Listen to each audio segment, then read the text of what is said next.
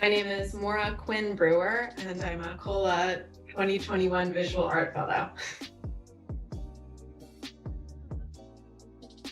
I have always been very creative. I probably could have gone, I remember sort of thinking when I was 18 that I wanted to go to college for some, more humanities type thing, but then basically didn't want to take math classes, so I ended up at art school. And then it took me a little while to start making video, probably not until right before I graduated. I worked with Vanillin Green, who's a really amazing video artist, and she was a huge reason that I she was basically the reason that I started working in video, I think. And then, I went to graduate school, I did the thing. I studied with some other really amazing video artists and filmmakers, Bruce Yamamoto and Yvonne Rainer. And I also studied critical theory. I've always been a little bit between disciplines. I'm an artist, but studied critical theory, and I teach critical theory alongside video art. And feminist theory and psychoanalytic theory and Marxism have been really important, driving forces in my work. And I'm also very influenced when I think about my work. I'm very interested by the history of essay video and essay film, and so my work is again probably a little bit between disciplines, in that it involves a lot of writing and research that then manifests as video at the end of the day. The two narratives in my piece are, on the one hand, just the narrative of the original film, of Jess Manafort's film. So it's this story about this kind of beautiful, glamorous young woman who is kidnapped by a man who's fallen in love with her, and he locks her in the basement of his grandmother's mid-century modern house in a kind of ploy to get her to fall in love with him. And so that's sort of the first narrative of my video. The second narrative is the one that I'm kind of adding or interweaving into that original narrative, which is the real story of Jess Manafort's relationship with her ex-husband, Jeffrey Yohai, who is involved in a series of real estate scams around Los Angeles, for which he's currently serving a 9-year prison sentence. And so one of the things that I like to do is kind of actually pattern my narrative on the narrative structure of the original film. So I'll sort of summarize the plot of the film, and you'll get these sort of little snippets of it. And as the action builds, the kind of action in my sort of secondary, critical story is also sort of building. So I often think of my work as kind of having a parasitic relationship to the Hollywood narratives that I'm deconstructing.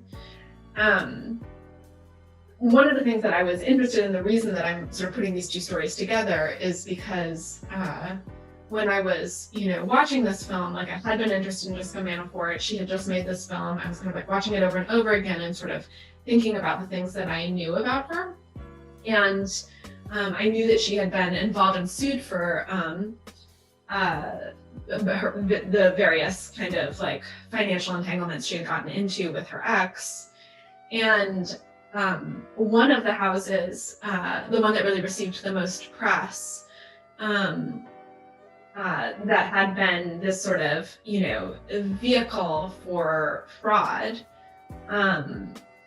in that he would take out these loans or get investments of several $1 million from people to purchase these properties. And then he would then the idea being that he was going to tear down these properties and build spec houses, resell them, everyone would make money on the investment. But instead of tearing them down and reselling them, he would just use the property as collateral to get additional loans, and then he would, spend money on God knows what. So the house that received the most attention when he was being charged with these crimes is this house on 1550 Blue Jay Way. When I was watching this film and thinking about it, I realized that the house in her film, which she was making at the same time that these real estate frauds were going on, the house in her film sort of strikingly resembles the house, this real house at 1550 Blue Jay Way. I think that films can be kind of understood in two ways simultaneously. Like one, like what are the things that the artist, the filmmaker is intending to do? What is the plot of the film? Who are the characters, etc. And then, you know, on the other hand, I think films are full of things that artists do unintentionally, right? And I think that's true of any artist. Like there's certain things you know you're doing, and there's certain things you don't know you're doing. And so when I'm deconstructing these films to make my own films, like I'm interested in reading them kind of symptomatically, right? Like I don't think that Jessica Manafort like picked that house because she was thinking about this real estate fraud. I think it's I think that we often make just kind of like unconscious choices. That's like a fundamental part of the art process, and that can be very revealing. Those choices can be very revealing. I think Jessica Manafort is just like she's like a really interesting character, you know, like I think she has this life in which she's benefited from some like really horrible things that her father did. She was kind of like thrust into the public for a second, you know, during when the Trump administration came to power. But she's also like this working artist in LA, and I'm a working artist in LA, and she has frustrations around like her lack of audience, you know, and well, I don't think anyone who becomes a feminist video artist has like illusions of huge mass audiences. Like I can definitely, you know, I think most artists can relate to the feelings of frustration, you know, around their level of career success. It just kind of comes with the territory, you know. And so in a lot of ways, I think of her as this kind of like sort of alt bizarro version of myself.